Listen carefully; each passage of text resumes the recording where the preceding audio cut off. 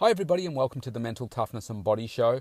My name is Rob Evans and I'm your weight loss coach, health strategist and internationally published author, helping take your life and your business, your health, fitness, mindset and body from where you are right now to where it is that you want to be. Today's topic is a particularly emotional one, I guess for many, because I wanted to talk to you about how you allow things to land with you. What do I mean by that? Well, I did a coaching session with a client yesterday.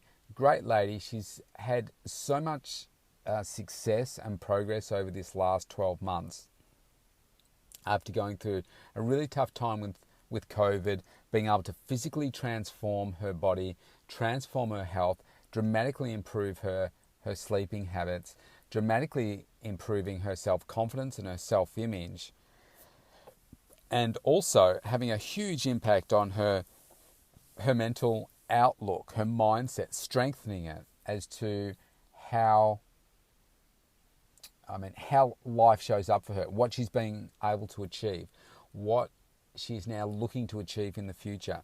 Really turning her life around in such positive ways. It's really rewarding to see as a coach. One of the things that I was talking to her in a recent session about was how heavily she allows things to land with her.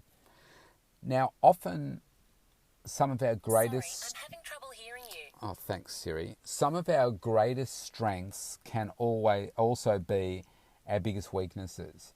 And what I mean by that is this particular person is an incredibly loving and caring individual. And what they do is they're there for everybody else.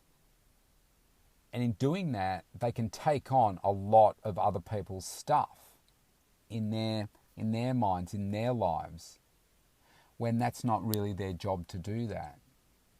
And so what I've noticed in her is that this pattern of doing really well, but then there's stuff that happens, and it could be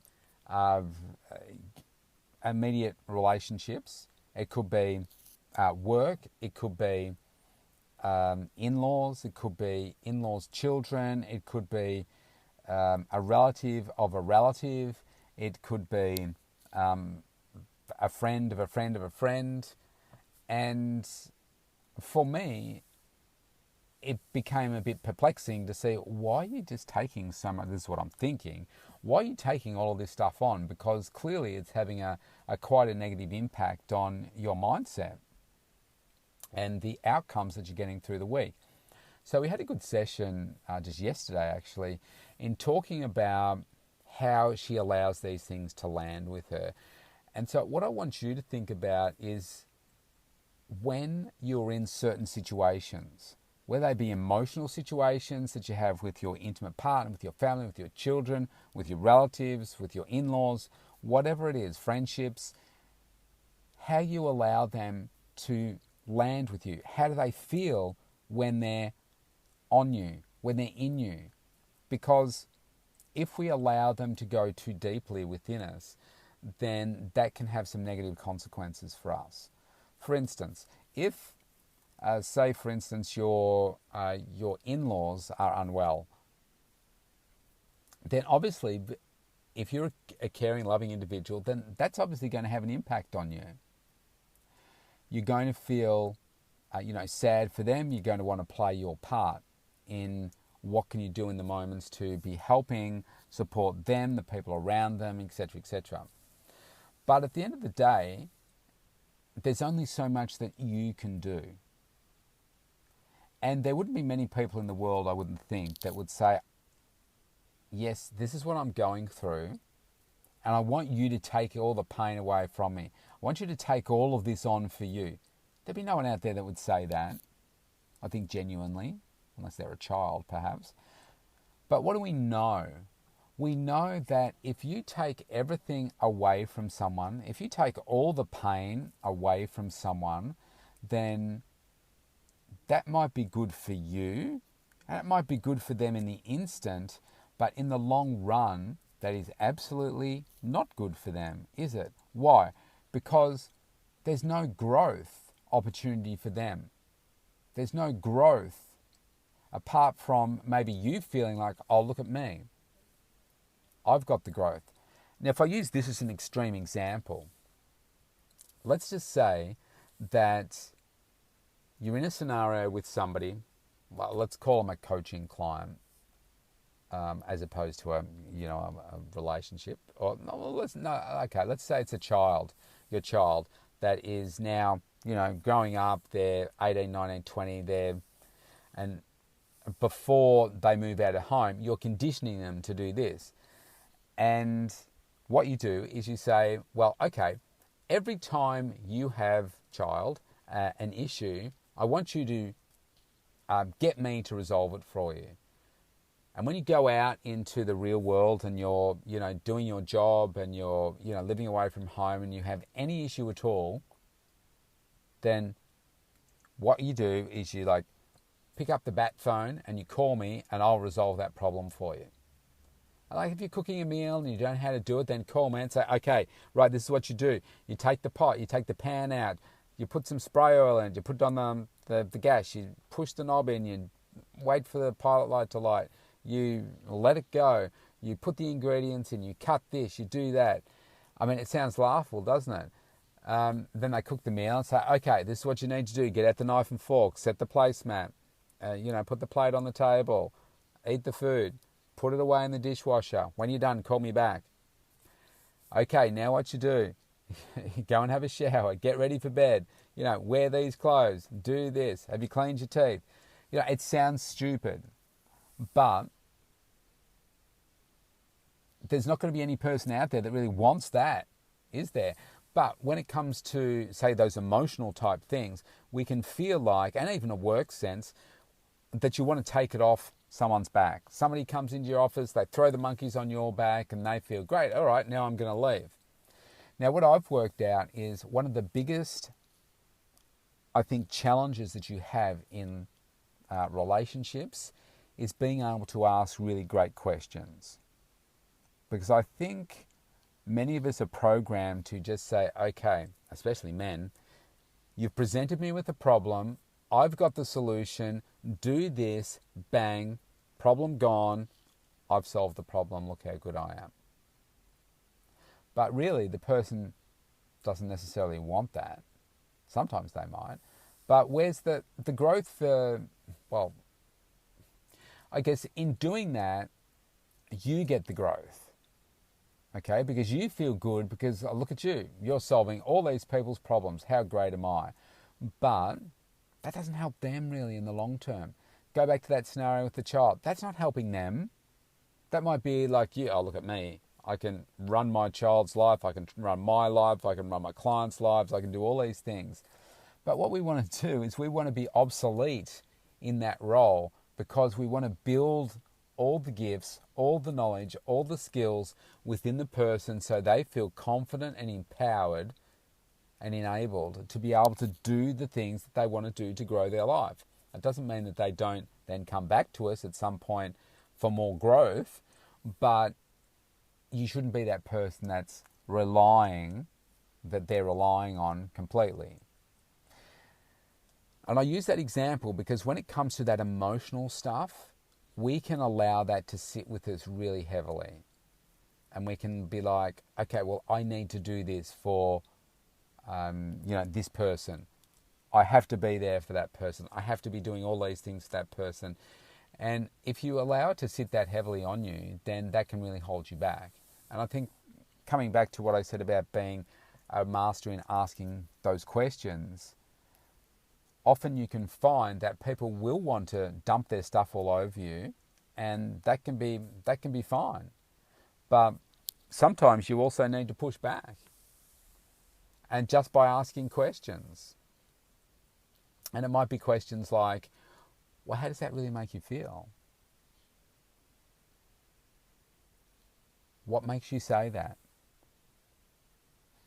Because I think it's really easy for us to be, I think we're just naturally judgmental, and it can be easy for us to just jump in with solutions for people.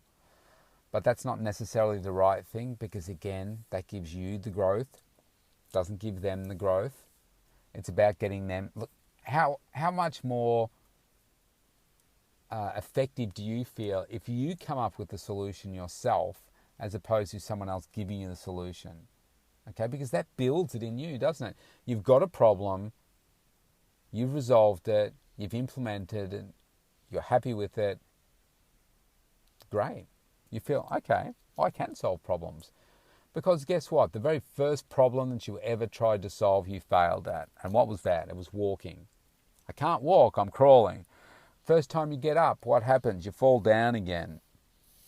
You get up, maybe you take an extra half a step, or maybe you fall straight back down again. You cry. But eventually, guess what? You're walking. And it builds your confidence that, oh, well, I can just get up and I can just do that now. One thing that I couldn't ever do before, maybe it took me months to learn. I mean, I didn't walk, I don't think, until I was 16 months old or something. But I can walk now. Might have taken me longer, but I can walk now. So I really think that many of us take on a lot of emotional stuff and we allow it to penetrate us, penetrate our mind, penetrate our heart and soul as well, and it can immobilize us from doing the things that are really important to us.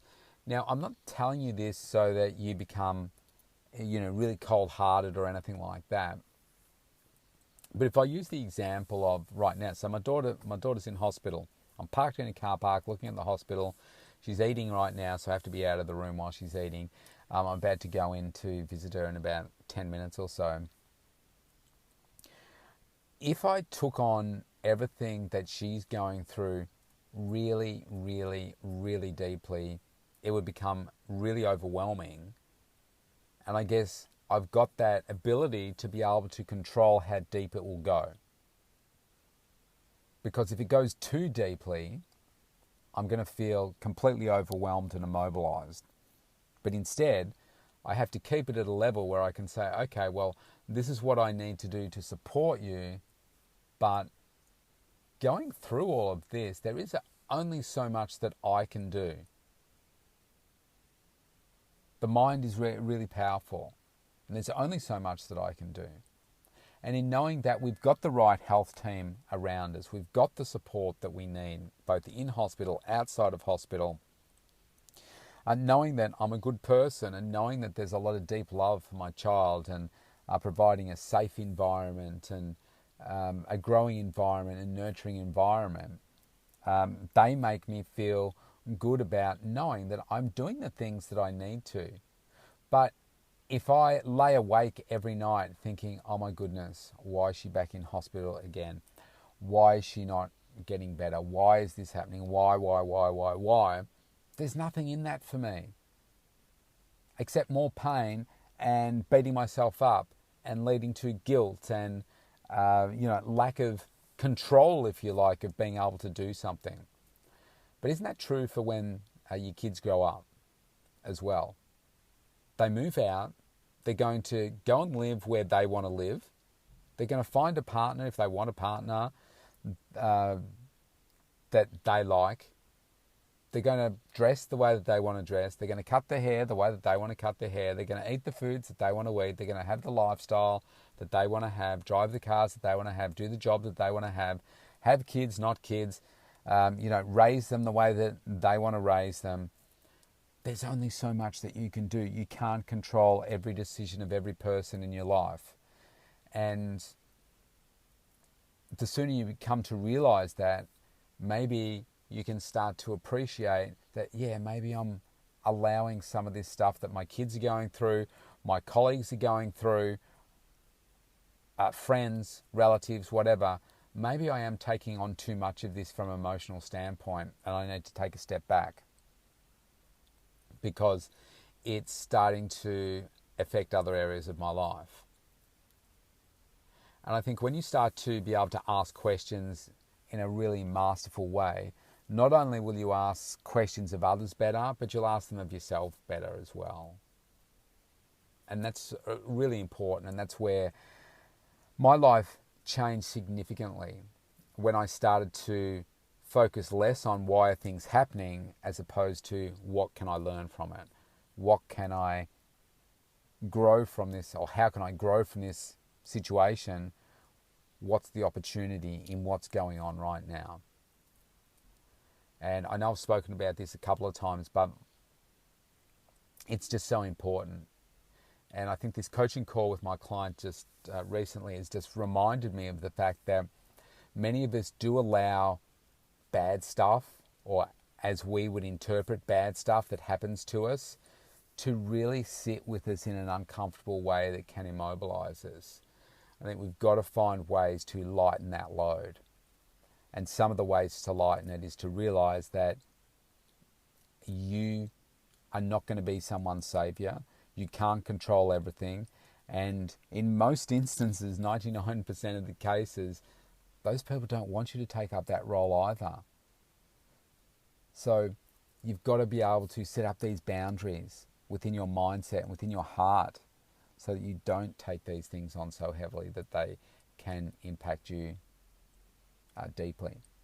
And I know if you're a loving and caring person just like I am, and a nurturing person, somebody that spends their life every day helping people become better.